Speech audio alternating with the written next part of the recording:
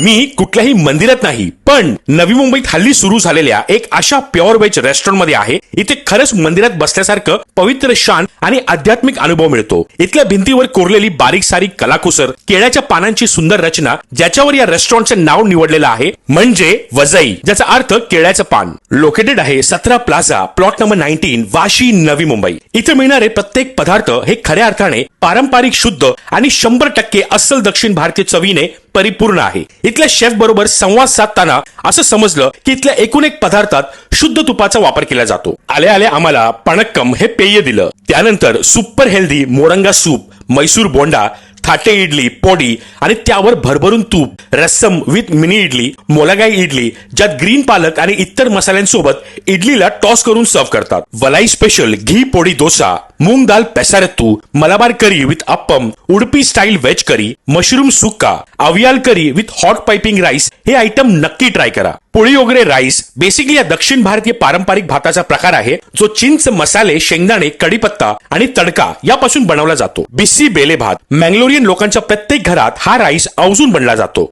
इथे मिळणाऱ्या एकूण एक पदार्थात त्या प्रदेशाची संस्कृती, सुगंध आणि परंपरा जिवंत जाणवते. म्हणूनच एकदा तरी अवश्य भेट द्या वजई या रेस्टॉरंटला.